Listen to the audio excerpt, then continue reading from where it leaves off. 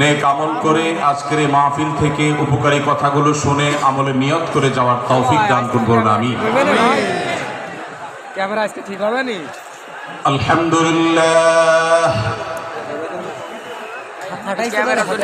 الحمد لله نحمده ونستعينه ونستغفره ونؤمن به ونتوكل عليه ونعوذ بالله من شرور أنفسنا ومن سيئات أعمالنا من يهده الله فلا مضل له ومن يضلله فلا هادي له وأشهد أن لا إله إلا الله وحده لا شريك له وأشهد أن محمدا عبده ورسوله أرسله بالحق بشيرا ونذيرا وداعيا إلى الله بإذنه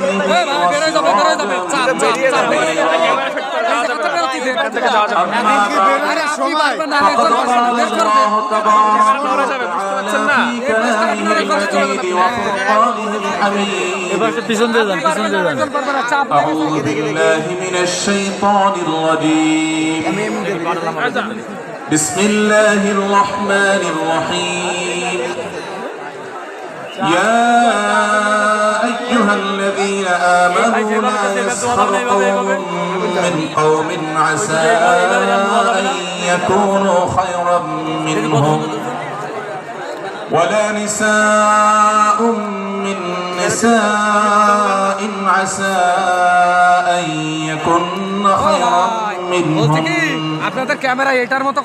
ولا تلمزوا أنفسكم ولا تنابزوا بالألقاب بئس الإثم الفسوق بعد الإيمان ومن لم يتب فأولئك هم الظالمون ভাই ওই পুলিশ ভাই একটু বসতে কর দিন আপনার আমি আব্দুল ফাউন্ডেশন কর্তৃক আয়োজিত বসে আজকের ভাই বসে মাহফিলের সম্মানিত সভাপতি আপনি 3 দিন আগে এসেছেন আর আমি ধরেন কালকে ওয়াজিবুল ইহতারাম সম্মানিত উলামায়ে কেরাম আপনি তো বেশি বকলি হবে আমি তো কারো পরিচয় দিচ্ছি না ভাই দূর দূরান্ত থেকে আগত দেশের প্রত্যন্ত অঞ্চল থেকে আসা আমার প্রিয় দিন দরদি ভাইয়েরা এবং পর্দার আড়াল থেকে যে সমস্ত মা বোনরা আমাদের শুনছেন সে সকল মা বোনেরা আল্লাহ রাব্বুল আলামিন আমাদেরকে কোরআনে কারীম থেকে নবী করিম সাল্লাল্লাহু আলাইহি সাল্লামের হাদিস থেকে গুরুত্বপূর্ণ বক্তব্য শোনার জন্য আজ আব্দিন সগিনা মেডিকেল কলেজ হসপিটালে এই বিশাল মাঠে সমবেত হওয়ার তৌফিক দিয়েছেন সেজন্য রব্বি কারীমের কাছে আমরা শুকরিয়া জানাই আলহামদুলিল্লাহ। সম্মানিত উপস্থিতি, এই বিশাল বড় জনসমাগম, এই বিশাল বড় ওয়াজ মাহফিল, এই মাহফিলের শৃঙ্খলা রক্ষা করার জন্য এবং মাহফিলটিকে সুচারুরূপে শেষ পর্যন্ত সমাপ্ত করবার জন্য আমাদের প্রত্যেকের সহযোগিতা প্রয়োজন। আমরা অনেকেই বেশ নীরবে নিঃশব্দে আলোচনা শুনছি, আবার এর মধ্যে আশপাশ থেকে বিভিন্ন আওয়াজ শোনা যাচ্ছে। আমি আপনাদেরকে বিনীতভাবে অনুরোধ করতে চাই, সবাই নীরবতা অবলম্বন করুন এবং সবাই শৃঙ্খলা মেনটেন করে চলুন। আমরা কিছুটা অসুবিধা অনুভব করছি, হয়তো অনেকে দেখতে পাচ্ছি না, কিন্তু বিশাল বড় মনিটর আছে, অনেকগুলো মনিটর, এলইডি মনিটর রাখা আছে। অতএব আমরা যদি একটু ধৈর্য ধারণ করি, মনোযোগ দিয়ে কথা শুনি, তাহলে সেটা আমাদের উপকারে আসবে ইনশাআল্লাহ। আজকের এই মাহফিলে আসার আমাদের যে মূল উদ্দেশ্য, কোরআন এবং হাদিস থেকে আলো গ্রহণ করা, আমাদের জীবনকে কোরআনের আলোতে আলোকিত করা, আল্লাহ এবং তার রাসূল সাল্লাল্লাহু আলাইহি ওয়াসাল্লামের আদর্শে আমাদেরকে আদর্শবান হিসাবে গড়ে তোলা। আমরা সে আদর্শের সঠিক শিক্ষা গ্রহণ করবার প্রয়োজনে প্রত্যেকে ধৈর্য ধারণ করি, সবর করি, এবং যে সমস্ত অসুবিধাগুলো আমাদের হচ্ছে, অনেকে দেখতে পাচ্ছেন না, সে অসুবিধাগুলো আজকের এই মাহফিলটি এই মাঠের প্রথম মাহফিল। ইনশাআল্লাহ কর্তৃপক্ষ পরবর্তীতে এই মাহফিল যখন আয়োজন করবে, আমরা আশা করব তারা এবারের ভুলগুলো শুধরে নিয়ে পরবর্তীতে দর্শকদের কোনো অসুবিধা যেন না হয় সেই দিকটি তারা বিবেচনা করবেন। আমি আপনাদেরকে ধৈর্য ধারণ করার অনুরোধ করছি। আপনারা সবাই সবর করে, ধৈর্য ধারণ করে, নীরবে নিঃশব্দে আলোচনা শুনুন। আল্লাহ আমাদের সবাইকে তৌফিক দান করুন। আমাদের আশেপাশে যারা কথা বলছেন, যারা শব্দ করছেন, সে সমস্ত ভাইদেরকে আশপাশে ভাইয়েরা অনুরোধ করে, অনুনয় বিনয় করে, শক্ত ভাষায় নয়, কোমলতার সাথে, বিনম্রতার সাথে অনুরোধ করে তাদেরকে আমরা করজোড় করে অনুরোধ করে, রিকোয়েস্ট করে তাদেরকে আমরা নীরব করি, নিঃশব্দ করি, এবং নীরবে ওয়াজ এবং আলোচনা শোনার পরিবেশ যেন তারা করেন সেজন্য তাদেরকে সহযোগিতা করি। মাশাআল্লাহ, অনেকখানি নিস্তব্ধ হয়েছে। বাকি যে আওয়াজ হচ্ছে সেটাও আমরা বন্ধ করার চেষ্টা করি। কোরআনের মজলিসে, কোরআনের আলোচনার মজলিসে যদি বিশৃঙ্খলা করা হয়, আলোচনা করা হয়, কথাবার্তা বলা হয়, অন্যকে শুনতে অসুবিধা সৃষ্টি করা হয়, তাহলে সেটা আলাদা একটা গুনাহের কাজ, যেটা ওয়াজের প্যান্ডেলে বসে এই গুনাহের কাজ কোন অবস্থাতে আমরা করতে পারি না। সেজন্য আমরা আশা করব শেষ পর্যন্ত ইনশাআল্লাহ আজকে এই 3 দিন ব্যাপী তাফসীর কোরআন মাহফিলের শেষ দিন, একেবারে শেষ মুহূর্ত পর্যন্ত আমরা নীরব নিস্তব্ধ হয়ে আলোচনা শুনবো। সারা দেশে যত শত সহস্র মাহফিল হচ্ছে, আজকের এই মাহফিল নানা কারণে অনন্য এবং একটা বিশেষ দৃষ্টান্ত স্থাপন করেছে। আজকের এই মাহফিলের অন্যতম বৈশিষ্ট্য হলো যে এই মাহফিলে গতানুগতিক মাহফিলগুলোর মতো গভীর রাত পর্যন্ত আলোচনা হয় না। এটি একটি ভালো দিক এবং একটি আদর্শ মাহফিলের অন্যতম পূর্বশর্ত। গভীর রাত পর্যন্ত দূর দূরান্তে মাইক লাগিয়ে ওয়াজ মাহফিল আয়োজন করা কোনো আদর্শ মাহফিলের চিত্র হতে পারে না। সেই বিচারে, সেই দৃষ্টিকোণ থেকে আদ্দিন ফাউন্ডেশনের আজকের এই মাহফিলটি অত্যন্ত চমৎকার এবং অসাধারণ মাহফিল। কারণ এই মাহফিলের গত 2 দিনের খবর আমি নিয়েছি এবং আজকের দিন সম্পর্কে আমি জেনেছি যে গভীর রাত পর্যন্ত এবং দূর দূরান্ত পর্যন্ত মাইক লাগিয়ে মানুষকে ডিস্টার্ব করার মতো মাহফিল এখানে হচ্ছে না। এটি একটি ভালো দিক। দ্বিতীয়ত হলো, ওয়াজ মাহফিল থেকে শুধুমাত্র ওয়াজ বা আলোচনা নয়, এখান থেকে দ্বীনি বই পুস্তক, কোরআন এবং হাদিসের আলোকে রচিত যে সমস্ত ধর্মীয় বই পুস্তক আমাদের প্রয়োজন হয়, সেই সমস্ত বইয়ের প্রয়োজন মেটাবার জন্য আপনারা জানেন এখানে 20-25টি বুক স্টলের ব্যবস্থা করা হয়েছে। বিশাল বড় বই মেলার আয়োজন করা হয়েছে। অর্থাৎ জ্ঞান বিতরণের 2টি মাধ্যম এখানে একসঙ্গে পাওয়া যাচ্ছে। আমরা কোরআন থেকে আলোচনা শুনছি, আবার কোরআন হাদিসের আলোকে রচিত বই পুস্তক আমরা সাথে নিয়ে যেতে পারছি। এটিও এই মাহফিলের একটি বিশেষ বৈশিষ্ট্য। তৃতীয়ত হলো আমাদের মা বোনদের প্রবেশ পথ, তাদের অবস্থান, এগুলোকে এতটাই স্বতন্ত্র করা হয়েছে, এতটাই এগুলোকে সেপারেট করা হয়েছে যে সেগুলো তাদের প্রাইভেসি, তাদের পর্দার যে বিধিবিধান, তাদের যে ব্যক্তিত্ব, তাদের যে অন্যান্য দিকগুলো আছে সেগুলোকে খুব ভালোভাবে মেনটেন করা হচ্ছে। এটি একটি আদর্শ মাহফিলের গুরুত্বপূর্ণ দিক। আজকাল অনেক ওয়াজ মাহফিলে মা বোনদের জন্য ওয়াজ শোনার ব্যবস্থা রাখা হয়, কিন্তু সেই সমস্ত ওয়াজ মাহফিলে মা বোনদের পর্দা সুন্দরভাবে সুচারুরূপে তারা আসা এবং নিরাপত্তার সাথে আবার ফিরে যাওয়ার মতো পৃথক আসা যাওয়ার রাস্তা ইত্যাদির ব্যবস্থা করা হয় না, যা বহুবিধ ফিতনার কারণ হয়ে থাকে। আজকের এই মাহফিলটিতে সেই দৃষ্টিকোণ থেকে একটি অনন্য দৃষ্টান্ত স্থাপিত হয়েছে যে মা বোনদের জন্য পৃথক ওয়াজ শোনার ব্যবস্থা এবং রাস্তাঘাট পৃথক, যাতে করে তারা তাদের সেই পর্দার বিধিবিধানগুলো মেনটেন করে চলতে পারেন। এই জন্য আমি কর্তৃপক্ষকে বিশেষভাবে ধন্যবাদ দিতে চাই। সেই সাথে আজকের একটা মাহফিলের সম্পূর্ণ নতুন দিক যুক্ত হয়েছে, যেটা আপনারা দেখেছেন, তা হলো প্রত্যেক আলোচক আলোচনা করার আগে তার বায়োগ্রাফি পেশ করা হচ্ছে, তার জীবন বৃত্তান্ত পেশ করা হচ্ছে এবং সংক্ষেপে তার সম্পর্কে ধারণা দেওয়া হচ্ছে। এটি একটা চমৎকার দিক এবং আমার জানা মতে বাংলাদেশের যে কোনো মাহফিলে এটি প্রথম দৃষ্টান্ত। সেই সাথে এই মাহফিলে আগত আমাদের সম্মানিত দর্শক শ্রোতা মণ্ডলীর জন্য প্রাথমিক চিকিৎসা সম্পর্কে যেন তারা ধারণা নিতে পারেন সেজন্য অনেকগুলো বুথ করা হয়েছে। এই বুথগুলো থেকে একজন মানুষ তার প্রাথমিক স্বাস্থ্য এটার পরীক্ষা নিরীক্ষা বা নিজের চিকিৎসা সম্পর্কে স্টেপ কিভাবে নেবেন সে সম্পর্কে আদ্দিন সকিনা মেডিকেল কলেজের তরফ থেকে একটি বিশেষ আয়োজন হলো, যে বিশেষ ক্যাম্প এবং বুথ করে করে আমাদের দর্শক শ্রোতাকে এই দিক থেকে বিশেষ সার্ভিস দেওয়া হচ্ছে। পর্যাপ্ত টয়লেটের ব্যবস্থা করার কথা আমি শুনতে পেরেছি, জানতে পেরেছি, এবং বক্তাদের আলোচকদের বিভিন্ন উক্তি সম্বলিত ফেস্টুন আমি দেখেছি, যেটা অত্যন্ত নতুন একটা দিক। যদিও সেখানে বক্তাদের ছবি না থাকলে, প্রিন্টেড ছবি না থাকলে সেটা ভালো ছিল। আমি আশা করব কর্তৃপক্ষ সেটি পরবর্তীতে খেয়াল রাখবেন। সেই সাথে আমি একটি বিশেষ অনুরোধ তাদেরকে করেছি, তা হলো এই 3 দিন ব্যাপী তাফসিল কোরআন মাহফিলে আলোচকগণ কোরআন এবং হাদিস থেকে যে সমস্ত আলোচনা বক্তব্য পেশ করেছেন এবং করবেন, তার সবগুলোর সামারি একটি স্মারক গ্রন্থ আকারে যদি প্রকাশ করা হয়, একটি স্মারক পুস্তিকা আকারে প্রকাশ করার পর যদি বিতরণ করা হয়, তাহলে মাহফিলটি হারিয়ে যাবে না, মাহফিলটি আমাদের ঘরে ঘরে থেকে যাবে, আমাদের জীবনকে আলোকিত করবে। আমি আশা করব ওয়াজ মাহফিল, যেটি এই দেশের সবচেয়ে প্রাচীনতম কালচারের অন্যতম, এদেশের সবচেয়ে শক্তিশালী সংস্কৃতির অন্যতম হলো ওয়াজ মাহফিল। এই ওয়াজ মাহফিলগুলো আদর্শ ওয়াজ মাহফিলে পরিণত হবে।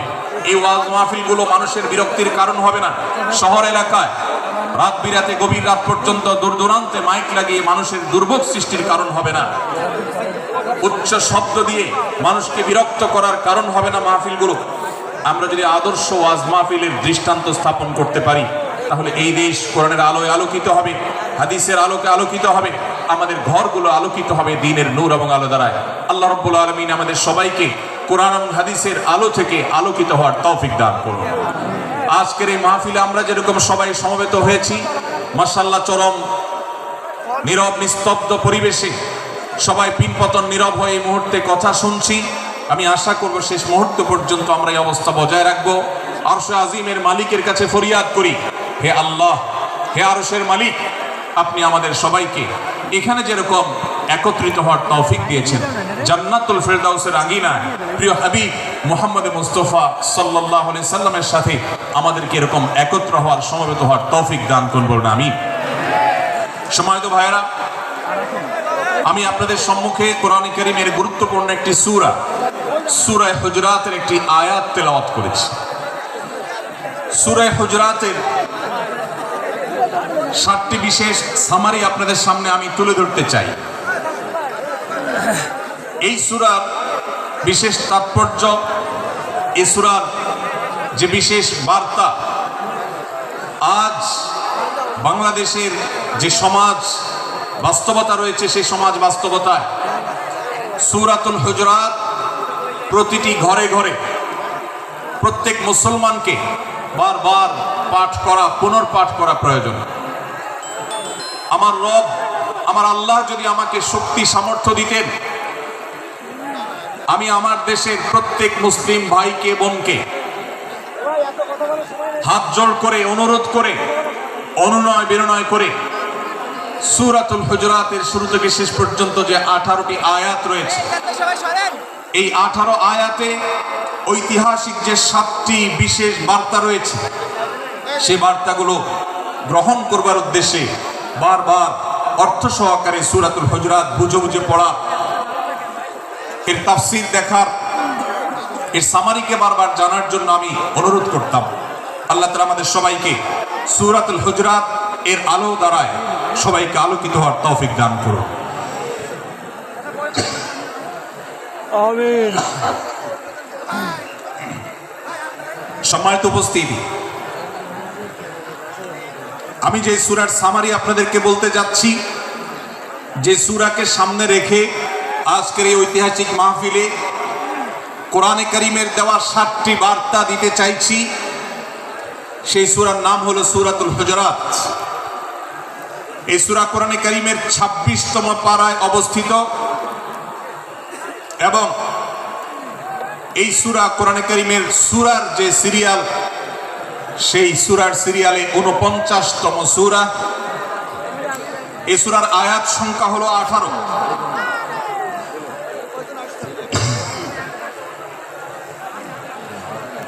এই সূরার প্রথম থেকে 5ম আয়াত পর্যন্ত, প্রথম এই 5টি আয়াতে আল্লাহ রাব্বুল আলামিন তার প্রিয় নবী মুহাম্মদ মুস্তাফা সাল্লাল্লাহু আলাইহি ওয়াসাল্লাম, সবাই দরুদ পড়ি, সাল্লাল্লাহু আলাইহি ওয়াসাল্লাম।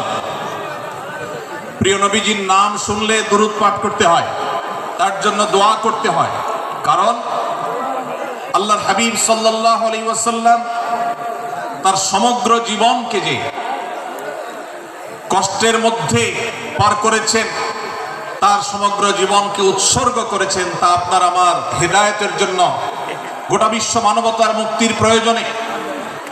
যিনি তার জীবনকে, যৌবনকে শেষ করে দিয়েছেন, তার সমগ্র জীবনে কখনো ভোগ, উপভোগ এটিকে কখনো তিনি প্রশ্রয় দেননি, প্রাধান্য দেননি। দিনাতিপাত করেছেন অত্যন্ত কষ্টের সাথে, শত সহস্র বাধার সম্মুখীন হয়েছেন, শুধুমাত্র কিয়ামত পর্যন্ত আগত সকল মুসলিম নরনারীর কাছে যেন কোরআনের বার্তা পৌঁছে যায়, সবাই যেন হেদায়েত প্রাপ্ত হয়ে যায়, সবাই যেন মুক্তি প্রাপ্ত হয়ে যায়, সবাই যেন জান্নাতি হয়ে যায়, সবাই যেন জাহান্নাম থেকে মুক্তি লাভ করে, এই উদ্দেশ্যে তার সমগ্র জীবনকে তিনি উৎসর্গ করেছেন। আমাদের হেদায়েতের জন্য, আমাদের কল্যাণের পথে আহ্বানের জন্য, আমাদের জান্নাতে নেওয়ার জন্য, যার সমগ্র জীবনে কখনো ভোগ উপভোগকে প্রশ্রয় দেননি, কষ্টে নিপতিত হয়েছেন। তিনি চাইলে মক্কার রাজত্ব করতে পারতেন, তিনি চাইলে মক্কার সবচেয়ে ভোগী মানুষ হতে পারতেন, কিন্তু সেটা না করে তিনি যে ত্যাগের দৃষ্টান্ত স্থাপন করেছেন, প্রিয় নবী মুহাম্মদ সাল্লাল্লাহু আলাইহি সাল্লামের সেই অবদানের স্বীকৃতি স্বরূপ আমরা তার নাম যখনই শুনবো সাল্লাল্লাহু আলাইহি সাল্লাম বলে তার প্রতি আল্লাহর রহমত যেন, অনুগ্রহ যেন নাজিল হয়, সেজন্য দোয়া করব। আল্লাহ তাআলা তার হাবিবকে রহমত এমনিতেই দান করবেন, আপনি আর আমি তার জন্য রহমতের দোয়া করার মধ্য দিয়ে আমরা সৌভাগ্যবান মানুষের কাতারে শামিল হতে পারবো। তো আমি যেটি বলছিলাম, সূরাতুল হুজুরাতের 1 থেকে 5 নম্বর আয়াত পর্যন্ত, এই 5টি আয়াতে আল্লাহ রাব্বুল আলামিন প্রিয় নবী সাল্লাল্লাহু আলাইহি সাল্লামের সাথে আদব এবং শিষ্টাচারের শিক্ষা দিয়েছেন মানব জাতিকে। এবং আল্লাহ রাব্বুল আলামিন ঈমানদারদেরকে পরম মায়ার সাথে ডেকে, ইয়া আইয়ুহাল্লাযীনা আমানু, হে ঈমানদারগণ, এই ডাকে আল্লাহ তাআলা ডেকে বলেছেন, লা তুকাদ্দিমু বাইনা ইয়াদাইল্লাহি ওয়া রাসূলিহি, তোমরা আল্লাহ এবং তার রাসূলের সামনে আগ বেড়ে কোনো কথা বলবে না, আগ বেড়ে কোনো কাজ করবে না। একজন ঈমানদার, একজন মুসলমান, তার এই শিষ্টাচারের শিক্ষা তার জীবনে ধারণ করতে হবে।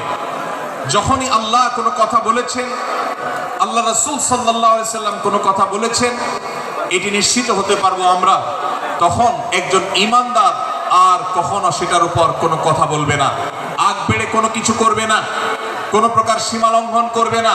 ক্বাল আল্লাহ ক্বাল রাসূল, আল্লাহ বলেছেন, আল্লাহ রাসূল বলেছেন, এটি শোনার পর সে তার আপাদমস্তককে সারেন্ডার করবে, সে নিজেকে আত্মসমর্পণ করবে। এর উপর তার কোনো যুক্তিকে, কোনো বুদ্ধিকে, তার কোনো মতামতকে সে সেখানে আর দাঁড় করাবার চেষ্টা করবে না। এটা একজন শিষ্টাচার বিশিষ্ট ঈমানদারের বৈশিষ্ট্য।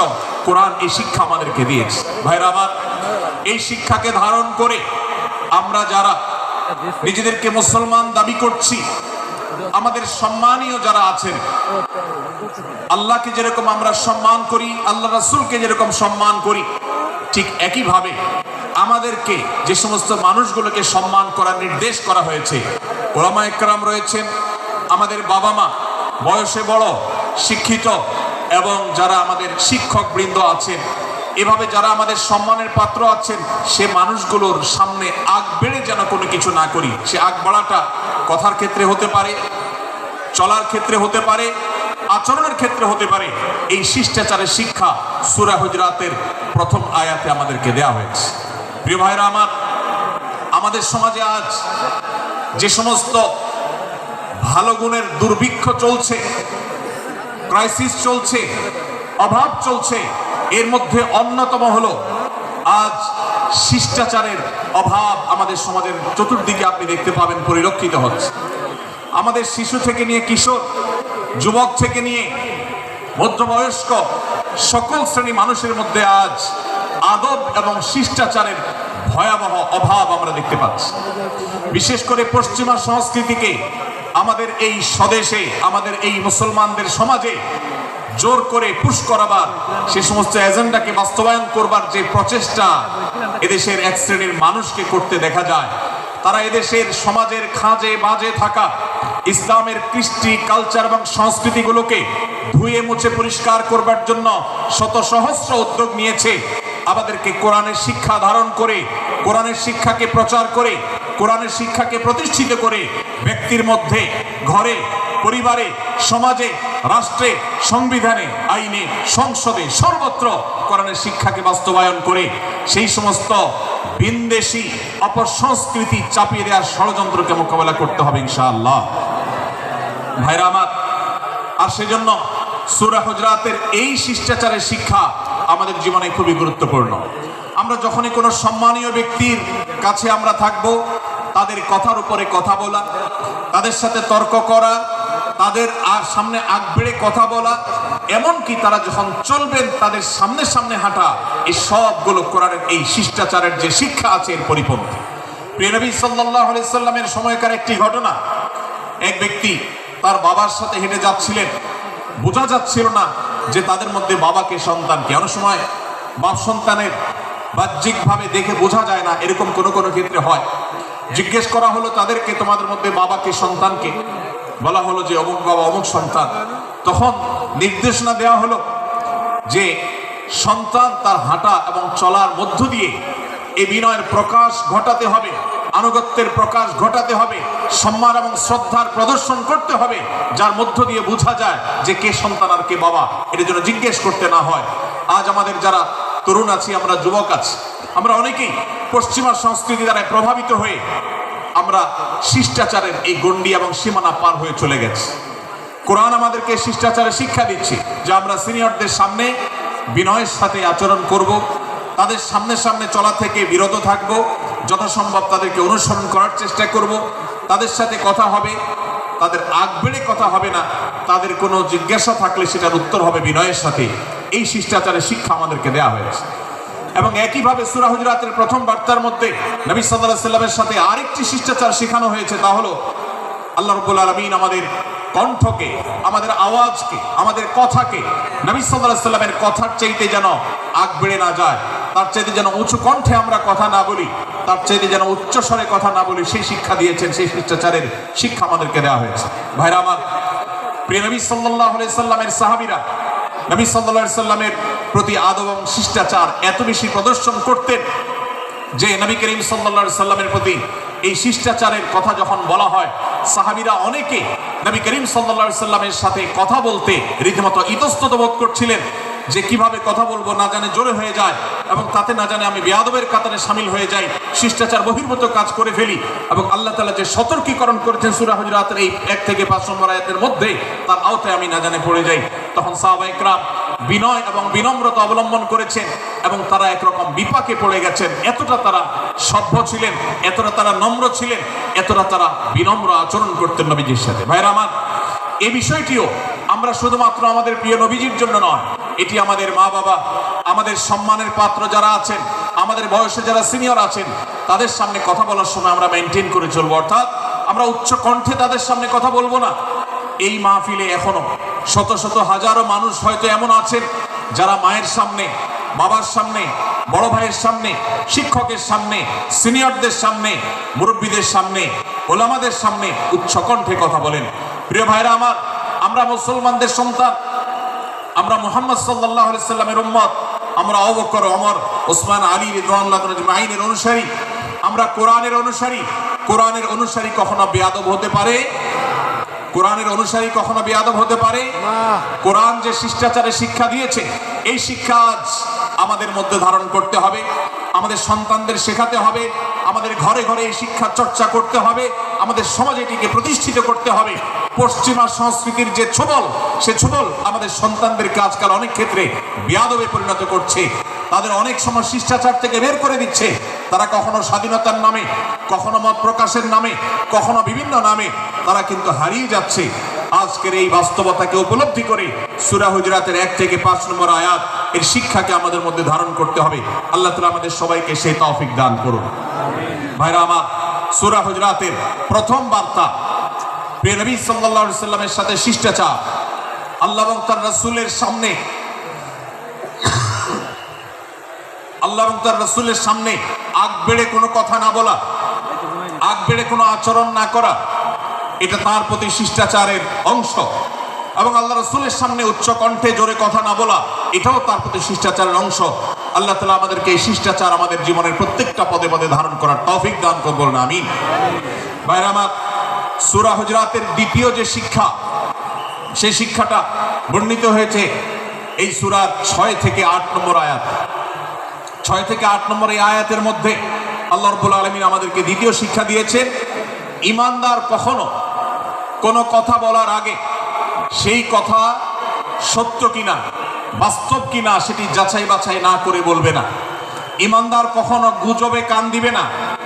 ঈমানদার কখনো শোনা কথার উপরে ভিত্তি করে কোনো সিদ্ধান্ত গ্রহণ করবে না। এই শিক্ষাটাও আজকের বাস্তবতার আলোকে আমাদের সমাজের জন্য অত্যন্ত গুরুত্বপূর্ণ এবং প্রয়োজনীয়। প্রিয় ভাইরা আমার, আমাদের চতুর্পাশে যদি আমরা তাকাই, আমরা দেখতে পাবো সোশ্যাল মিডিয়াতে, ফেসবুকে আজকাল কোনো তথ্য উপাত্ত পেলে সেটার পরখ করা ছাড়া, যাচাই বাছাই করা ছাড়া, সত্য অসত্য নিরূপণ করা ছাড়া আমরা অনেকে সেটার প্রচারণায় নেমে যাই। আমরা অনেকে সেটার শেয়ার দেওয়া শুরু করে দিই। আমরা অনেকে এটার উপর ভিত্তি করে অনেককে নিন্দা মন্দ করা শুরু করে দেই। এমনকি আজ আমরা যেই জায়গায় দাঁড়িয়ে আছি, বাংলাদেশের যে সামাজিক বাস্তবতা, সেই বাস্তবতার আলোকে বলা যায় অনেক সময় অনেক ব্যক্তিকে সমাজে মিডিয়ার মাধ্যমে নানাভাবে হয়রানি করে তাকে খারাপ মানুষ হিসাবে, কালপ্রিট হিসাবে দেখানো হয়, অথচ তার দোষ, যে সমস্ত দোষের কথা তাকে বলা হয়, যে সমস্ত দোষে তাকে দোষী বানানো হয়, সে সমস্ত দোষ থেকে তিনি শত সহস্র গুণ পবিত্র এবং পরিচ্ছন্ন। ভাইরা আমার, আজকের এই বাস্তবতায় আমাদেরকে বিশেষ করে লক্ষ্য রাখতে হবে যে আমরা যেই কোনো মূল্যে, যেই কোনো ভাবে যেন কোনো প্রকার গুজবে কান না দেই, আমরা যেন গুজব থেকে বেঁচে থাকি। আল্লাহ তাআলা আমাদেরকে তৌফিক দান করুন। ভাই, এদিকে অনেক বেশি বাঁশির আওয়াজ শোনা যাচ্ছে। স্বেচ্ছাসেবকরা বাঁশির আওয়াজ দেওয়া ছাড়া আপনারা ভলান্টিয়ারি করুন। এত বেশি বাঁশির আওয়াজ আসছে যে কথা বলা কঠিন হয়ে যাচ্ছে।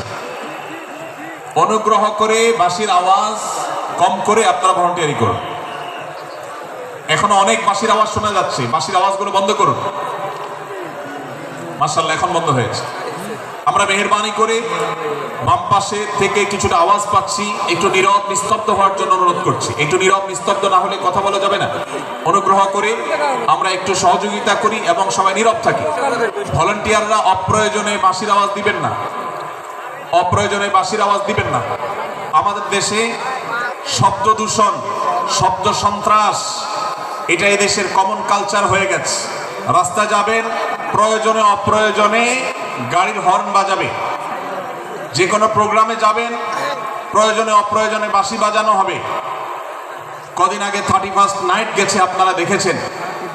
এত প্রচারণা, এত সতর্কীকরণের পরেও, আইন শৃঙ্খলা রক্ষাকারী বাহিনী এত সতর্ক থাকার পরেও আপনারা দেখেছেন এক শ্রেণীর বুদ্ধি প্রতিবন্ধীরা তারা 31st নাইট উদযাপনের নামে শব্দ সন্ত্রাস করেছে। শত শত হাজারো মানুষের কষ্টের কারণ হয়েছে। প্রিয় ভাইয়েরা আমার, ধর্ম হোক আর রাজনীতি, বিনোদন হোক আর আনন্দ হোক, যে কোনো নামে যদি শব্দ সন্ত্রাস সৃষ্টি করে বা অতিরিক্ত শব্দ দূষণ করে, শব্দ সৃষ্টি করে মানুষকে অতিষ্ঠ করার কারণ হয়, সেটা কোনো সভ্য সমাজের দৃশ্য হতে পারে। আমরা সেই ইসলামের অনুসারী যে ইসলামে আমাদের প্রিয় নবী সাল্লাল্লাহু আলাইহি ওয়াসাল্লাম মসজিদে নববীতে তার একান্ত পরিবেশের মধ্যে এক সাহাবী জোরে কোরআন তেলাওয়াত করছিলেন। তিনি তাকে বলছিলেন, তুমি কোনো বধির রবকে শোনাচ্ছ না, তোমার রব সবকিছু শুনতে পান, অতএব তুমি তোমার এই উচ্চ কণ্ঠের তেলাওয়াত দিয়ে আশপাশে মানুষের ডিস্টার্বের কারণ হবে না। আমরা সেই ইসলামের অনুসারী, অতএব ওয়াজ মাহফিলের মাধ্যমেও যাতে কোনো মানুষ অতিষ্ঠ না হয়, মাইক ব্যবস্থাপনা সেভাবে করাটা মাহফিল কর্তৃপক্ষের যেমন কর্তব্য, ঠিক একইভাবে রাজনৈতিক সভা সমাবেশের নামে কিংবা বিয়ে বিনোদনের নামে যদি শব্দ সন্ত্রাস করা হয়, শব্দ দূষণ করা হয়, অতিরিক্ত শব্দ এর মাধ্যমে যদি মানুষকে অতিষ্ঠ করা হয়, তাহলে সেটি কখনো কোনো সভ্য সমাজের কাজ হতে পারে না। প্রিয় ভাইরা, এই জন্য আপনারা যারা তরুণ আছেন বয়সে, আপনাদেরকে আমি অনুরোধ করতে চাই, বিবাহ অনুষ্ঠানকে কেন্দ্র করে, আকিকাকে কেন্দ্র করে, নানা অনুষ্ঠানকে কেন্দ্র করে যে শব্দ সন্ত্রাস আমাদের দেশে হয়, এটি আমাদেরকে থামাতে হবে ইনশাআল্লাহ। আমরা যদি সবাই সজাগ হয়ে যাই, আমরা যদি সবাই সতর্ক হয়ে সচেতন হই, ইনশাআল্লাহ এই যে শব্দ দিয়ে মানুষকে কষ্ট দেওয়ার অপসংস্কৃতি, বিশেষ করে ভিনদেশি যে অপসংস্কৃতি আমদানি করা হয়েছে, এই অত্যাচার এদেশে থামাতে হবে ইনশাআল্লাহ। আল্লাহ আমাদের সবাইকে তৌফিক দান করুন। ভাইরা আমার, আমরা আমাদের আশেপাশে কোনো তরুণরা যদি এরকম শব্দ করে, গান বাজিয়ে অন্য মানুষকে অতিষ্ঠ করে, ঈদের সময় দেখা যায় বিশেষ করে সে সমস্ত যুবকদেরকে কাউন্সিলিং করতে হবে, তাদেরকে বোঝাতে হবে যে তোমার আনন্দ কখনো আরেকজনের বেদনার কারণ হতে পারে না। বহু হার্টের রোগী আছেন, বহু অসুস্থ মানুষ আছেন, বহু ছোট শিশু আছে যাদের কষ্টের কারণ হয়। বিধায় আমরা কখনো আমাদের শব্দ দিয়ে কাউকে কষ্ট হতে দিব না। আল্লাহ আমাদের সবাইকে তৌফিক দান করুন। মাশাআল্লাহ, অনেকটা নীরব নিস্তব্ধ হয়েছে। আমি যে জায়গাটা ছিলাম আবার সেখানে ফিরে যাই। সূরা হুজুরাতের দ্বিতীয় শিক্ষার কথা বলছিলাম ভাইরা। 6 থেকে 8 নম্বর আয়াত যদি আপনি পাঠ করেন সূরা হুজুরাতের, আপনি দেখতে পাবেন সেখানে আল্লাহ রাব্বুল আলামিন ঈমানদারদেরকে যেই কোনো সংবাদ, যে কোনো তথ্য, বিশেষ করে অনির্ভরযোগ্য সূত্র থেকে যখন পাবে, ফাসিক থেকে যখন শুনবে, যার ভিতরে আল্লাহর ভয় নাই সেরকম মানুষ থেকে যখন পাবে, সেই সংবাদ তথ্য উপাত্ত যাচাই করা ছাড়া সেই সংবাদ যেন বলে না বেড়ায়। আপনি শহরে যান কিংবা গ্রামে, শিক্ষিত দেখুন কিংবা অশিক্ষিত, সর্বশ্রেণীর মানুষের মধ্যে আজ এই ব্যাধি দেখতে পাবেন চরম আকার ধারণ করেছে। কারোর ব্যাপারে কোনো নেগেটিভ কথা শুনেছেন, কোনো মন্দ কথা শুনেছেন, সে কথার প্রচার প্রচারণা শুরু করে দেন। সেটা কি সঠিক কিনা, সেটা কি সত্য কিনা, সেটা কি যথার্থ কিনা, সেটা কোনো প্রপাগান্ডা কিনা, সেটা কোনো মিথ্যাচার কিনা, সেটা কোনো গুজব কিনা, এটা যাচাই করার প্রয়োজন অনুভব করে না। অথচ আমরা সেই মুহাম্মদ সাল্লাল্লাহু আলাইহি সাল্লামের উম্মত, যে মুহাম্মদ সাল্লাল্লাহু আলাইহি সাল্লাম আমাদেরকে সতর্ক করেছেন, কাফা বিল মারই কাযিবান আন ইউহাদ্দিসা বিকুল্লি মা সামিআ, কোন ব্যক্তি যা শুনে সেটাই যদি বলে বেড়ায়, তথ্য উপাত্ত যাচাই না করে, সেটাকে ভালো করে যাচাই বাছাই না করে, সেটাকে অনুসন্ধান না করে, সত্য সত্য নিরূপণ করবার চেষ্টা না করে, তাহলে সে মিথ্যাবাদী হওয়ার জন্য যথেষ্ট। এজন্য আজকের এই মাহফিল থেকে আমরা অঙ্গীকার করে যাব, আজকের এই মাহফিল থেকে আমরা নিয়ত করে যাব, এই মজলিসে বসে এই মুহূর্তে নিজে নিজে সংকল্প করব, আমার জীবনে সোশ্যাল মিডিয়া কিংবা ফেসবুকে, ইউটিউবে অথবা অফলাইনে আমার বাস্তব জীবনে আমি কখনো কোনো মানুষ সম্পর্কে যে কোনো তথ্য উপাত্ত পেয়ে ভুল কোনো ধারণা, মন্দ কোনো ধারণা কারো প্রতি পোষণ করব না। কোনো তথ্য উপাত্ত যদি পাই, কোনো সংবাদ যদি পাই অনির্ভরযোগ্য সূত্রে, তাহলে সেক্ষেত্রে সেটা যাচাই বাছাই করা ছাড়া আমি সেটাকে বিশ্বাস করতে যাব না। এটাই হলো আমাদের ঈমানের দাবি। ভাইরা আমার, একজন ঈমানদার এতটা সরল হবে না যে যা শুনবে সে সেটাকে বিশ্বাস করে বসবে। একজন ঈমানদার এতটা বাস্তবতা থেকে দূরে থাকবে না যে তিনি তার পাওয়া কোনো সংবাদকে অনুসন্ধান করবে না। আল্লাহ তাআলা আমাদের সবাইকে সূরা হুজুরাতের এই দ্বিতীয় শিক্ষাটাকে আমাদের জীবনে ভালো করে ধারণ করার তৌফিক দান করুন। আল্লাহ বলেছেন, ইয়া আইয়ুহাল্লাযীনা আমানু, হে ঈমানদারেরা, ইন জাআকুম ফাসিকুম বিনাবাইন ফাতাবায়ানু, তোমাদের কাছে কোনো ফাসিক, যার মধ্যে আল্লাহর ভয় নেই, এরকম কোন মানুষ যদি কোনো সংবাদ উপস্থাপন করে, এমনকি গণমাধ্যমেও যদি কোনো সংবাদ প্রচারিত হয়, সংবাদদাতার মধ্যে যদি আল্লাহর ভয় না থাকে, সে যদি টাকার বিনিময়ে কারোর চরিত্র হনন করতে পারে, সে যদি অ্যাডভার্টাইজ পেয়ে কোনো কোম্পানির হয়ে দালালি করতে গিয়ে অন্য কারোর বিরুদ্ধে কোনো মিথ্যাচার করে, সে যদি বিদেশিদের এজেন্ডা বাস্তবায়ন করতে গিয়ে আলেম সমাজের চরিত্রকে কলঙ্কিত করে, কোনো ভালো মানুষকে দোষী হিসাবে সাব্যস্ত করে, তো আল্লাহ তাআলা আমাদেরকে সতর্ক করেছেন, ফাতাবায়ানু, সেই সংবাদ সত্য কিনা আমাদেরকে যাচাই করতে হবে। আন তুসিবু কওমান বিজাহালাহ ফাতুসবিহু আলা মা ফাআলতুম নাদিমিন, যদি আমরা যাচাই বাছাই না করে যা শুনি সেটাকে বিশ্বাস করতে থাকি, তাহলে আমরা এক সময় লজ্জিত হতে হবে, অনুতপ্ত হতে হবে আমাদের এই ভুল অবস্থানের কারণে। এজন্য ভাইরা, আজকের এই মাহফিল থেকে আমরা প্রতিশ্রুতি নিজের সঙ্গে নিজে দিয়ে যাব যে আমরা কখনো কোনো তথ্য উপাত্ত পেলে, কোনো সংবাদ পেলে, সেটাকে বিশেষ করে কারো চরিত্র সম্পর্কিত যদি হয়, কারো সম্পর্কে নেগেটিভ যদি হয়, তাহলে সেটাকে বিশ্বাস করবার আগে ভালো করে অনুসন্ধান করব। যতক্ষণ আমি নিশ্চিত না হব ততক্ষণ পর্যন্ত সেটার প্রচার করব না। আল্লাহ তাআলা আমাদের সবাইকে কোরআনের এই শিক্ষাটাও আমাদের জীবনে ধারণ করবার তৌফিক দান করুন।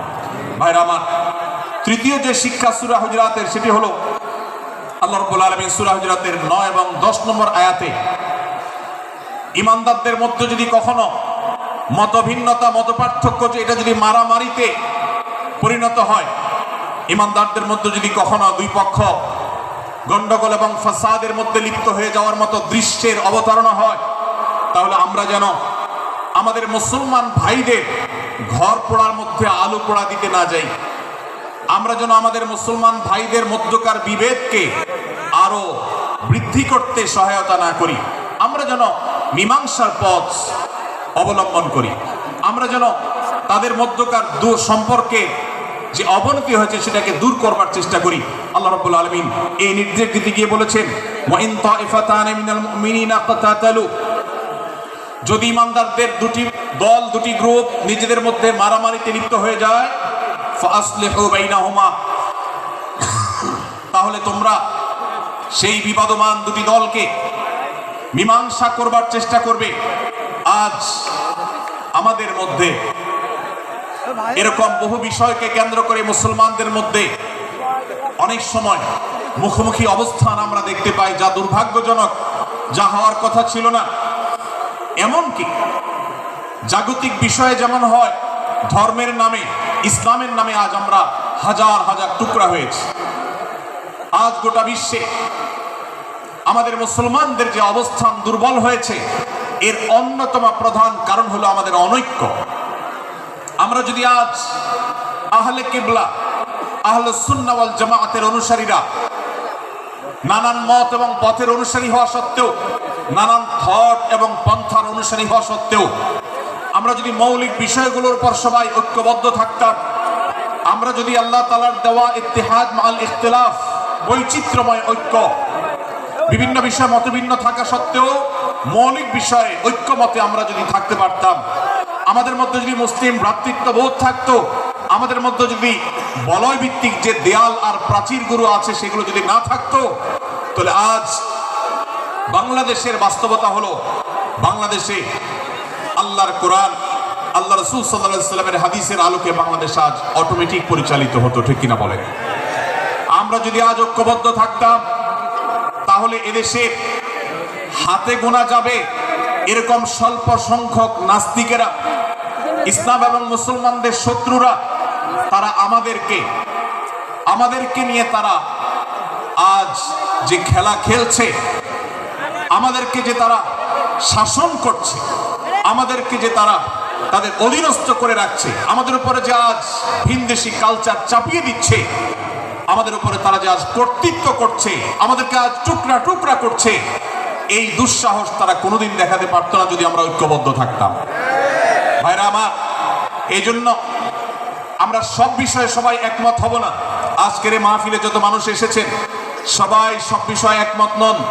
এমনকি আজকের এই মাহফিল কর্তৃপক্ষ যে আয়োজন করছেন 3 দিন ব্যাপী, এই মাহফিলে আপনারা দেখেছেন এখানে কওমি এবং আলিয়া উভয় জায়গা থেকে বক্তা নির্বাচন করা হয়েছে, অসাধারণ সমন্বয় করা হয়েছে। এটি একটি ঐক্যের বার্তা।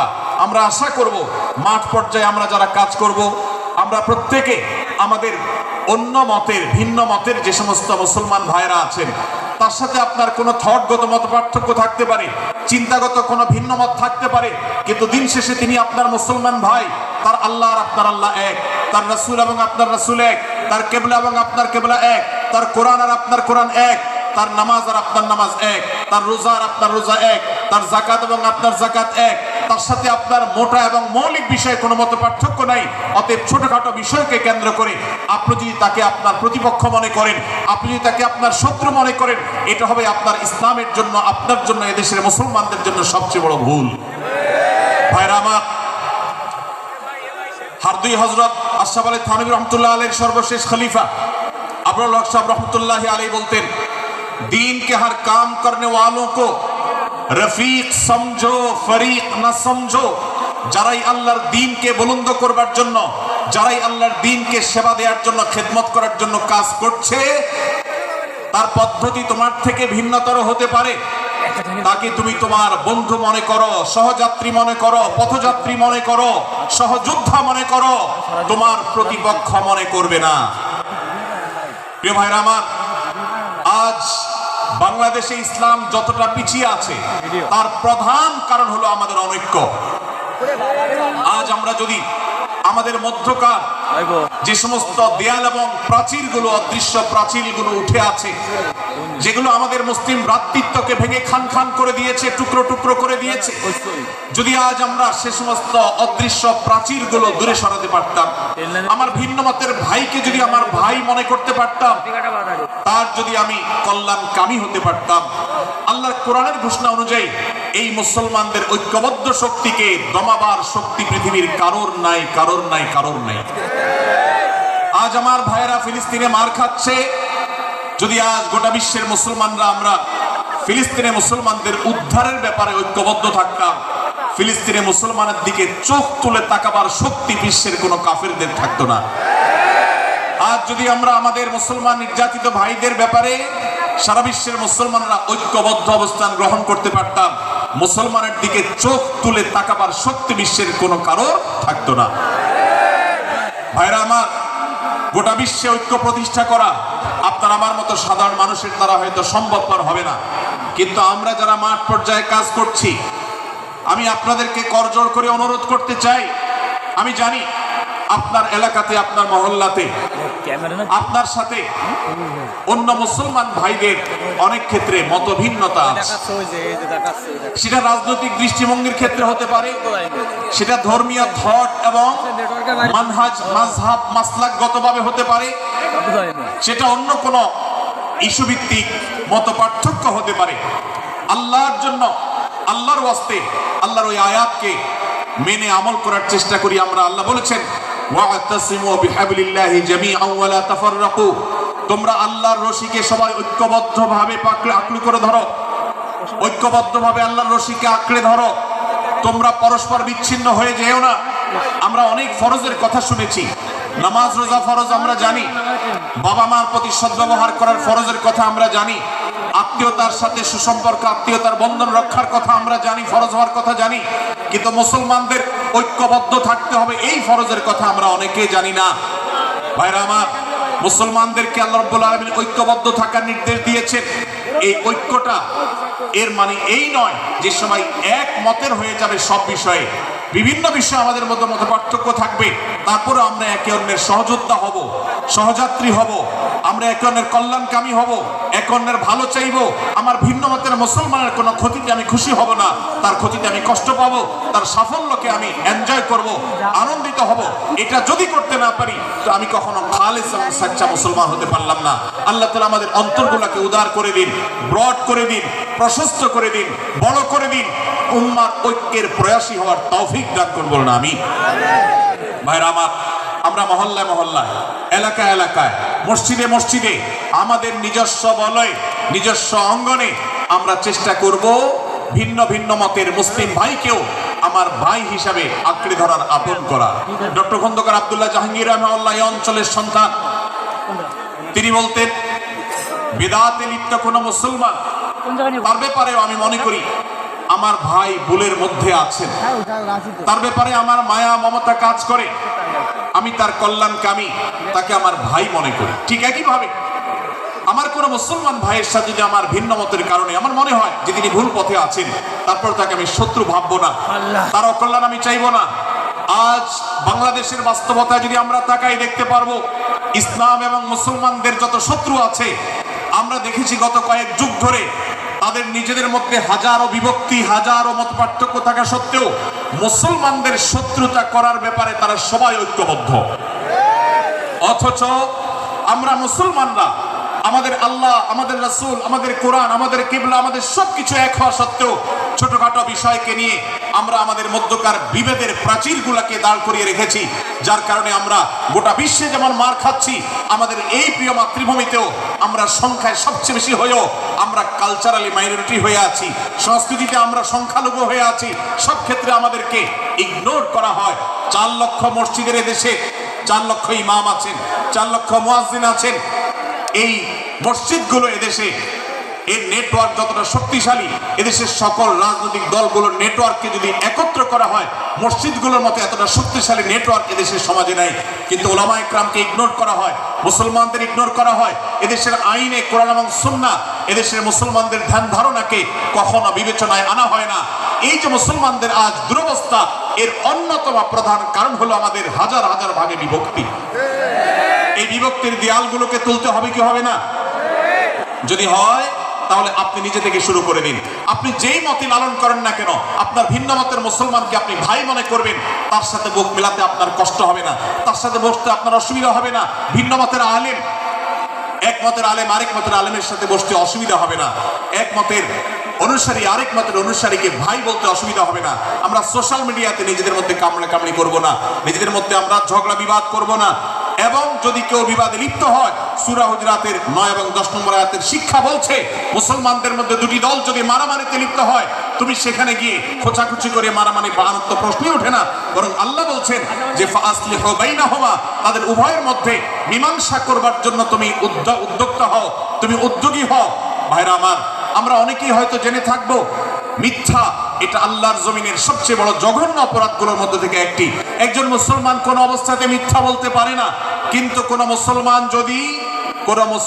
যদি অন্য মুসলমানের সাথে কখনো বিবাদ বিতণ্ডায় লিপ্ত হয়ে যায়, দুজন মুসলমান বা দুটি বলয়, দুটি পক্ষ, দুটি গোষ্ঠী মুসলমানদের, তাদের মধ্যে যদি কোনো বিষয় যদি ভুল বুঝাবুঝি তৈরি হয়, ভিন্ন মত সৃষ্টি হয়, একে অন্যের সাথে শত্রু ভাবাপন্ন হয়ে যায়, তাহলে তাদের দুইজনের মধ্যে বা দুই পক্ষের মধ্যে মীমাংসা করবার জন্য কেউ যদি মিথ্যা কথাও বলে, অর্থাৎ আপনি এক পক্ষের কাছে গিয়ে বললেন, ভাই আপনি যাকে এত খারাপ মনে করছেন, যার ব্যাপারে আপনি এতটা রাগান্বিত হয়ে আছেন, আমি তো জানি তিনি আপনার ব্যাপারে অনেক সব চিন্তা রাখেন, আপনার ব্যাপারে অনেক ইতিবাচক ভাবনা রাখেন, আপনার ব্যাপারে অনেক সুধারণা পোষণ করেন।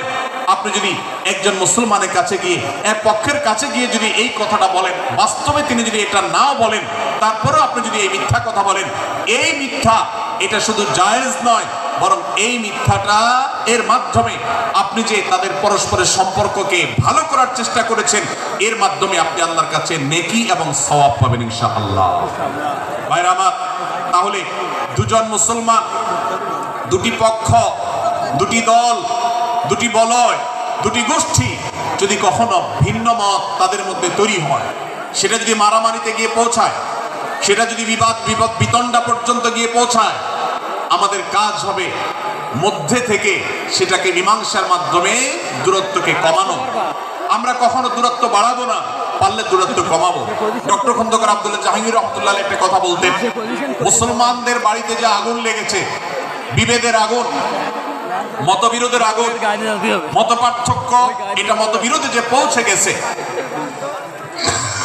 এ আগুন তিনি বলতেন, আমি নিভাবার মতো শক্তি আমার নাই, এত পাওয়ার নাই যে বহুদা বিভক্ত মুসলমানদেরকে আমি ঐক্যবদ্ধ করে ফেলবো, এত শক্তি আমার হাতে নেই। কিন্তু একটা শক্তি আমার কাছে আছে ভাই, সেটা হলো যে বিবাদমান মুসলমানদের মধ্যে বিবাদ যেন আর না বাড়ে, বিবাদের যে আগুন লেগেছে সে আগুনে যেন আর ঘি ঢালা না হয়, কেরোসিন ঢালা না হয়, সেজন্য আমি ভূমিকা রাখতে পারি।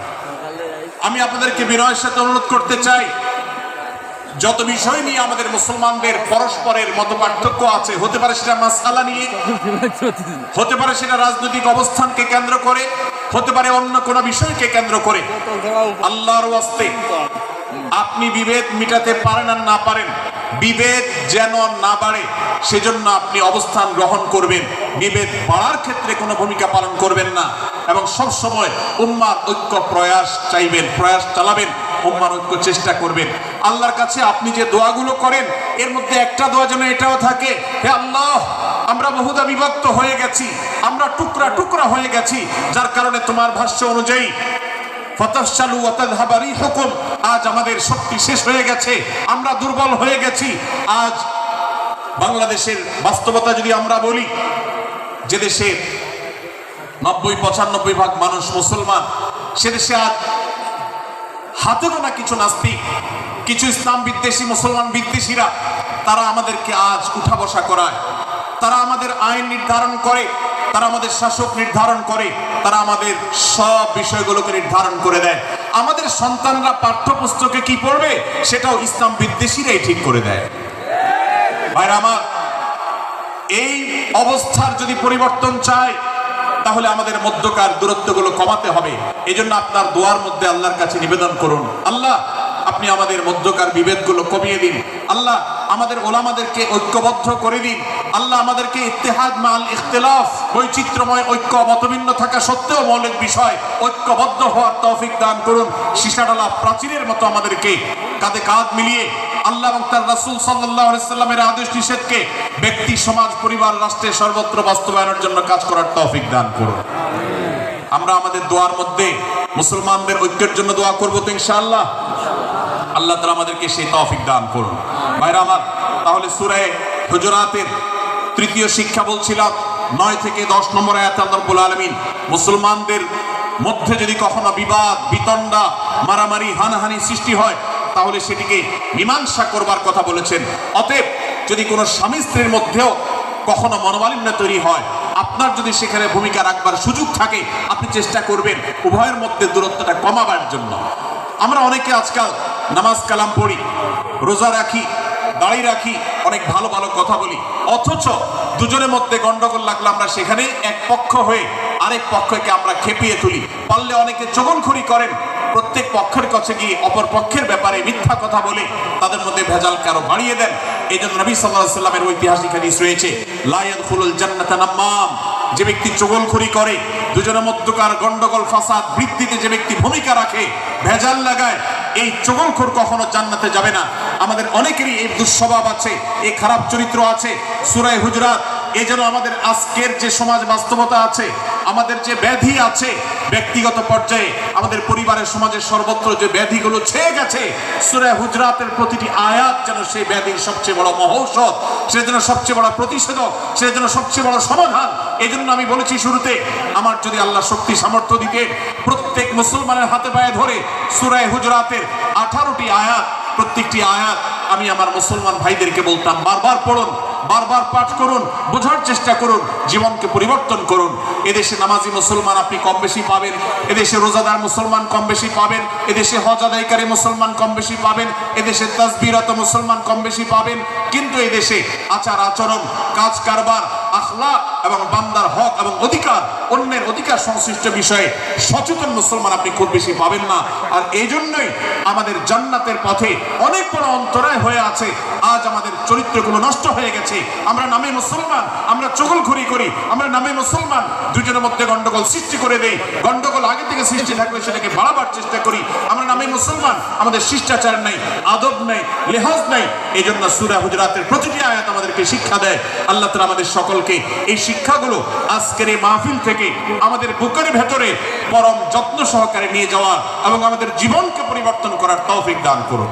আমিন। ভাইরা আমার, তৃতীয় এই শিক্ষাটি শেষ করে আমি বলতে চাচ্ছি, চতুর্থ আয়াতে আল্লাহ রাব্বুল আলামিন আমাদেরকে বলেছেন, আমরা যেন কেউ কাউকে নিয়ে বিদ্রূপ না করি, ব্যঙ্গ না করি, কেউ কাউকে যেন বাজে নামে না ডাকি, কেউ যেন কাউকে খোঁচাখুচি না করি, কেউ যেন কারোর নাম বিকৃত করে তাকে না ডাকি। ভাইরা আমার, এই আয়াতটি আমি শুরুতে তেলাওয়াত করেছি। আল্লাহ বলেছেন, ইয়া আইয়ুহাল্লাযীনা আমানু লা ইয়াসখার কওমুম মিন কওমিন আসা আন ইয়াকুনু খায়রাম মিনহুম। হে ঈমানদারেরা, হে মুসলমানেরা, তোমাদের কেউ যেন অন্য কারোর নাম ধরে অন্য কাউকে ব্যঙ্গ, বিদ্রূপ, ঠাট্টা না করে। আমরা একে অন্যকে নিয়ে ঠাট্টা করি কি করি না? বিদ্রূপ করার রোগ আমাদের মধ্যে আছে না নাই? ভাইরা আমার, জাগতিক বিষয় তো আছেই, এমনকি দুর্ভাগ্যজনক বাস্তবতা হলো ধর্মের নামে, ইসলামের নামে একদল মুসলমান অপর দল মুসলমানকে নিয়ে হাসি, ব্যঙ্গ, বিদ্রূপ, রাশাহাসি এবং নাম বিকৃত করা এবং খোঁচাখুচি করা, এই কাজগুলো আমাদের মধ্যে আছে না নাই? আমরা যারা ইসলামের খেদমত মনে করে আমার ভিন্ন মতের, ভিন্ন দলের মুসলমানকে খোঁচাখুচি করি, আমরা যারা আল্লাহর খেদমত মনে করে, ইসলামের সেবা মনে করে, দাওয়াতের কাজ মনে করে, ইসলাম প্রচার মনে করে, ভিন্ন মতের অন্য দলের মুসলমানকে নিয়ে ব্যঙ্গ, বিদ্রূপ আর হাসাহাসি করি, তাদেরকে সোশ্যাল মিডিয়াতে, অনলাইনে, অফলাইনে তুচ্ছ-তাচ্ছিল্য করি, আল্লাহর শপথ করে বলছি, এটা ইসলামের সেবা নয়, এটা হলো প্রবৃত্তির পূজা, এটা হলো আপনার নফসের পূজা, এটা হলো আপনার প্রবৃত্তির গোলামি করা, এটা আল্লাহর গোলামি নয়, এটা ইসলামের খেদমত নয়, এটা ইসলামের 12টা বাজানো। ভাইরা আমার, কোন অবস্থাতে একজন মুসলমান অন্য মুসলমানকে নিয়ে ব্যঙ্গ বিদ্রুপ করতে পারে না। আমার মুসলমান ভাই যদি কোনো ভুল কথা বলে, ভুল কাজ করে, আমি যথাযথ নিয়মে তাকে সংশোধনের চেষ্টা করব, সমালোচনা করার দরকার হলে সেটাও করব, কিন্তু হাসাহাসি নয়, বিদ্রুপ নয়, ব্যঙ্গ করা নয়। আজ আমাদের তরুণদের মধ্যে এটা একটা আর্টে পরিণত হয়েছে। আপনারা রোস্টিং ভিডিওর কথা কম বেশি সবাই জেনে থাকবে। রোস্টিং ভিডিওর কথা আপনারা জানেন কি জানেন না? ভাইরা আমার, রোস্টিং ভিডিও নামটা দেখেন, অর্থাৎ কাউকে রোস্ট করা। আমরা মুরগি রোস্ট করার কথা জানি, এখন মানুষ রোস্ট করার সিস্টেম শুরু হয়েছে। একজন মানুষের কোনো ভুল কিছু পেয়েছেন, অবশ্যই আপনি সমালোচনা করবেন। আপনি একজন মুসলমান হিসেবে জানতে হবে কারোর ভুলের সমালোচনার মূলনীতি আছে। মূলনীতি আছে না নেই? কোরআন এবং সুন্নাহর বাতানো যে প্রিন্সিপাল, সেটাকে লক্ষ্য করে, সেটাকে আমলে নিয়ে, সেটাকে ধরে ধরে যদি আপনি সমালোচনা না করেন, তাহলে আপনার এই সমালোচনা এটাই আপনাকে জাহান্নামে নেওয়ার কারণ হতে পারে। ভাইরা আমার, আপনি কাউকে রোস্ট করার নামে, কাউকে সমালোচনা করার নামে, হতে পারে কেউ ভুল করেছেন, কিন্তু সেটা করতে গিয়ে যদি তার অধিকার নষ্ট করেন, আপনি সীমা ছাড়িয়ে চলে যান, আপনি যদি ব্যঙ্গ বিদ্রুপ করে হারামের পর্যায়ে চলে যান, তাহলে সূরা হুজরাতের আয়াতের আলোকে আপনি কবিরা গুনাহে লিপ্ত হলেন। আমরা অনেকে আছি যে ব্যক্তিগত পর্যায়ে এই বিদ্রুপ করাটাকে আমরা কোনো বিষয় মনে করছি। সোশ্যাল মিডিয়াতে অনেকগুলো ভিডিও ক্লিপ আছে, আপনাদের চোখে নিশ্চয়ই পড়েছে, আমার চোখে বহু পড়েছে, যে অনেক সময় দেখা যায় বিনোদনের নামে কাউকে খোঁচাখুচি করা, কাউকে অপমান করা, কাউকে হয়তো ধাক্কা দিয়ে পানি দিয়ে ফেলে দেয়া, কাউকে কষ্ট দেয়া, কাউকে হয়তো প্রতারিত করা, এটাকে আমরা এনজয় করি। অনেক ভিডিও ক্লিপে দেখা যায় এভাবে কাউকে কোনোভাবে অপমানিত করে, কাউকে কোনোভাবে ধোঁকা দিয়ে বোকা বানিয়ে আমরা এনজয় করি, আমরা হাসাহাসি করি। আমাদের রুচি নষ্ট হতে হতে আজ এই পর্যায়ে এসেছে যে এটা আমাদের এনজয়ের বিষয় হয়েছে, এটা আমাদের আনন্দের বিষয় হয়েছে। ভাইরা আমার, সূরা হুজরাতের এই আয়াত, অর্থাৎ 11 নম্বর আয়াত, এই আয়াত বলছে আমাদের জন্য কোন মুসলমানকে, কোন মানুষকে ব্যঙ্গ বিদ্রুপ করা হারাম। কোন মুসলমানকে ব্যঙ্গ বিদ্রুপ করা কি হারাম। অতএব আপনি রসিকতা করে যদি কারোর সাথে ব্যঙ্গ বিদ্রুপ করেন এবং সেটা যদি তার মনে কষ্ট হওয়ার কারণ হয়, তিনি যদি সমাজের মানুষের কাছে হেয় প্রতিপন্ন হন, তাহলে ইসলামী শরীয়তের দৃষ্টিকোণ থেকে সারা বিশ্বের সমস্ত ওলামাদের ঐক্যমতে সেটা হারাম। আমরা চুরি করা হারাম জানি, আমরা ডাকাতি করা হারাম জানি, আমরা মাদক সেবন করা হারাম জানি, আমরা নামাজ ত্যাগ করা হারাম জানি। এই সমস্ত হারাম থেকে আমরা অনেকেই বেঁচে থাকি, কিন্তু আমি আমার মুসলমান ভাইয়ের চরিত্র হনন করছি, শুধুমাত্র সাধারণ জীবনযাত্রার ক্ষেত্রে করছি তা নয়, এমনকি ধর্মের নামে, ইসলাম প্রচারের নামে, দাওয়াতের নামে আমরা আমাদের প্রতিপক্ষ মুসলমান ভাইকে নিয়ে অনেক সময় ব্যঙ্গ বিদ্রুপ করি, হাসাহাসি করি, তাকে ছোট করি, তাচ্ছিল্য করি, হেয় করি, তার সম্মানহানি করি। আমরা জানি না আমাদের প্রিয় নবী সাল্লাল্লাহু আলাইহি ওয়াসাল্লাম এর একটা হাদিস আমাদের সামনে রয়েছে, সহিহ মুসলিমে বর্ণিত হয়েছে। নবী করিম সাল্লাল্লাহু আলাইহি ওয়াসাল্লামের এই হাদিস আজ সবচেয়ে অসহায় হাদিস। অসহায় হাদিস এই জন্য বললাম যে আজকের এই হাদিসের উপরে কেউ আমল করে না, এই হাদিসটাকে কেউ পাত্তা দেয় না, এই হাদিসকে কেউ গুরুত্ব দেয় না, অথচ এই হাদিস প্রত্যেক মুসলমানের বুকে বুকে ঝুলিয়ে রাখা দরকার। এই হাদিস আমাদের ঘরে ঘরে ঝুলানো দরকার, এই হাদিস আমাদের অফিসগুলোতে শোভা পাওয়া দরকার, এই হাদিস আমাদের জীবনে বাস্তবায়ন হওয়া দরকার। নবী করিম সাল্লাল্লাহু আলাইহি ওয়াসাল্লাম সেই হাদিস বর্ণনা করেছেন।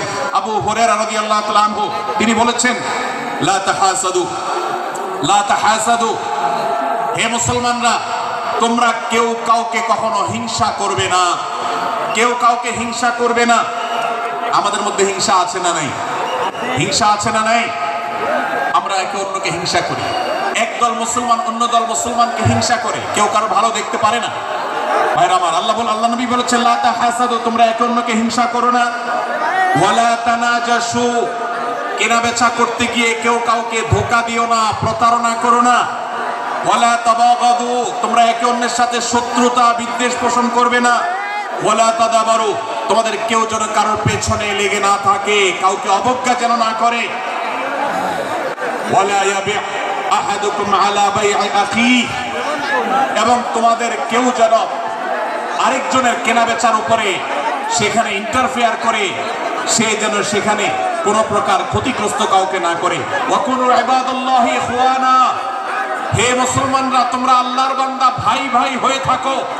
তোমাদের মধ্যে মত পার্থক্য থাকুক, দলগত মত পার্থক্য, অবস্থানগত মত পার্থক্য, ধর্মগত মত পার্থক্য, মাযহাব মাসলাকগত মত পার্থক্য থাকুক, কিন্তু তোমরা আল্লাহর বান্দা ভাই ভাই হয়ে থাকো।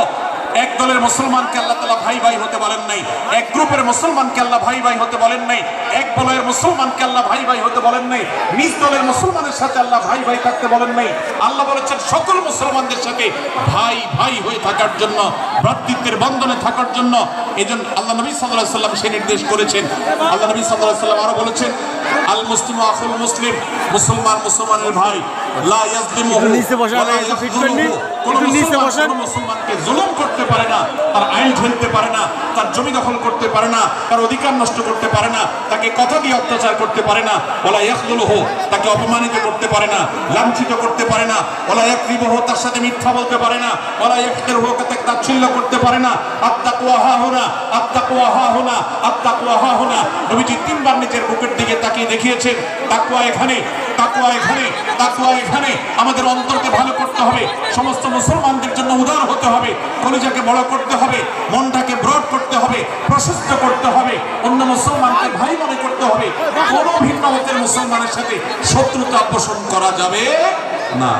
ভাইরা আমার, অতএব এই হাদিসকে সামনে রেখে এই হাদিসের শেষ অংশে নবী সাল্লাল্লাহু আলাইহি ওয়াসাল্লাম বলেছেন, আল মুসলিমু কুল্লুল মুসলিমি আলাল মুসলিমি হারামুন দামুহু ওয়া মালুহু ওয়া ইরদুহু। এক মুসলমানের জন্য অন্য মুসলমানের তিনটি জিনিসকে আল্লাহ তাআলা হারাম করে দিয়েছেন। কোন মুসলমানের রক্ত এটা প্রবাহিত করা, কাউকে হত্যা করা যেরকম হারাম, কোন মুসলমানের সম্পদ অন্যায়ভাবে আপনি ভোগ করবেন, দখল করবেন, মেরে দিবেন, এটা হারাম।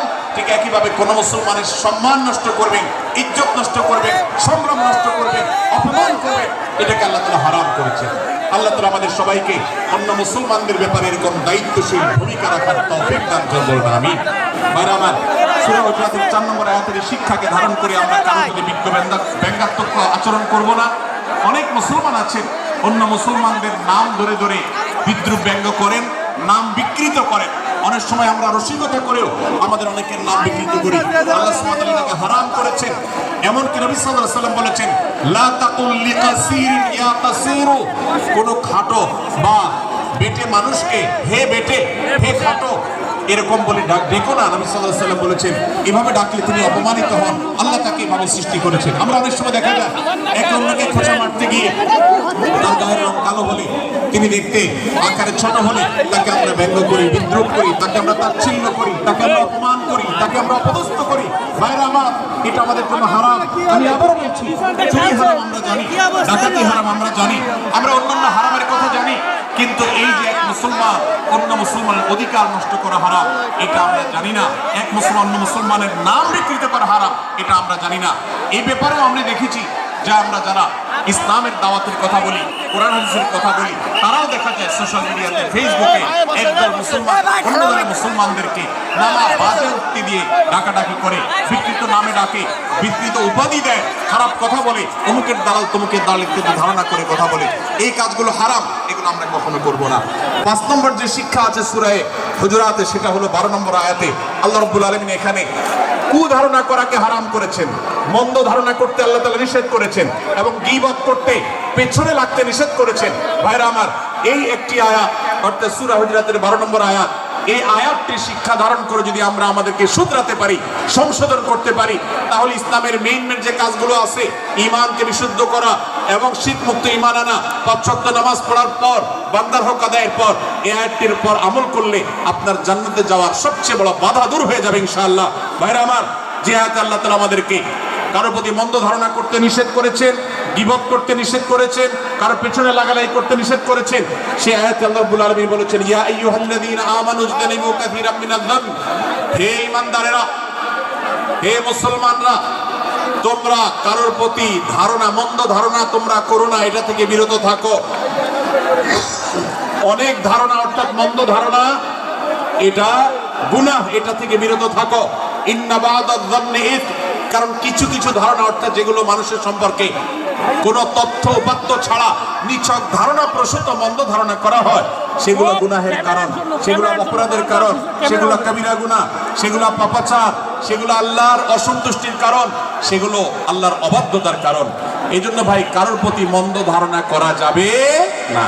এক্ষেত্রে আমি জানি আমাদের ব্যক্তিগত পর্যায়ে কারোর ব্যাপারে কোনো কিছু কথা উঠেছে অথবা সামান্য একটু সন্দেহ তৈরি হয়েছে, আমরা তার চরিত্র নিয়ে টানাটানি করি। আমরা জানি না একজন মুসলমানের চরিত্রের মূল্য কত বড়। আমার কাছে সুস্পষ্ট প্রমাণ আসার আগ পর্যন্ত কোনো মুসলমানের চরিত্র নিয়ে আমার ব্লেম করবার কোনো অধিকার আমার নাই। এই জন্য একজন মুসলমান কখনো কারো প্রতি কুধারণা করবে না, মন্দ ধারণা পোষণ করবে না, খারাপ ধারণা পোষণ করবে না। আল্লাহ তাআলা আমাদেরকে এবং মুসলমানের সম্পর্কে খারাপ ধারণা করা থেকে বেঁচে থাকার তৌফিক দান করুন। বাইরে আমার কিছুটা বিশৃঙ্খলা দেখা যাচ্ছে, আমরা আপনাদেরকে বিনীতভাবে অনুরোধ করতে চাই, অনুগ্রহ করে সবাই বসে পড়ুন। যারা দাঁড়িয়ে আছেন তারা একটু বসে পড়ুন, সবাই যার যার দায়িত্বে বসে যান। আপনি আরেকজনের চিন্তা না করে আপনি একটু বসে যান। ভলান্টিয়ার ভাইরা প্যান্ডেলের ভেতরে পেছনে কি হচ্ছে আপনারা একটু দেখুন। ডান পাশে যে সমস্ত ভাইরা আছেন, ভাইরা আপনারা আমার কথা শুনুন। ডান পাশে আমার প্যান্ডেলের ডান পাশে যারা আছেন আপনাদেরকে আমরা অনুরোধ করছি, ওয়াজ মাহফিলের মঞ্চে, তাফসীর কোরআন মাহফিলের প্যান্ডেলে এসে আমরা যদি বিবাদ বিতণ্ডায় লিপ্ত হই, আমরা সে বিষয়ে আলোচনা করছি, আল্লাহর ওয়াস্তে আমরা বিবাদ বিতণ্ডা বন্ধ করি। আপনারা একটু শান্ত হন, আল্লাহর জন্য একটু সবর করেন। ভাইরা আমার, এদিকে যে কিছুটা বিশৃঙ্খলা দেখা যাচ্ছে, আপনাদেরকে আমরা অনুরোধ করছি আপনারা একটু বিশৃঙ্খলা বন্ধ করুন। ভাইরা এখানে যারা দাঁড়িয়ে আছেন সবাই বসে যান, সবাই বসে যান, সবাই বসে যান। যশোরের মানুষের দুর্নাম হোক আপনারা কি চান? আপনারা কি চান যশোরের মানুষের দুর্নাম হোক? তাহলে আশপাশে ভাইরা ওনাদেরকে সবাইকে বসাই দেন, বসাই দেন, কাউকে দাঁড়িয়ে থাকতে দিবেন না। ভাই সবাই বসেন, সবাই বসে যান। এখানে যারা দাঁড়িয়ে আছেন সবাই বসেন, অনুগ্রহ করে সবাই ধৈর্য ধারণ করেন এবং বসেন। আজকের মাহফিল সুন্দরভাবে শেষ হোক। আপনারা কি চান কি চান না? ভাই আপনারা কি চান কি চান না? যদি আপনারা চান অনুগ্রহ করে আমার ডান পাশে যারা বিশৃঙ্খলা করছেন তারা বসে যান। আপনাদেরকে আমরা অনুরোধ করছি এখান থেকে বসে যান।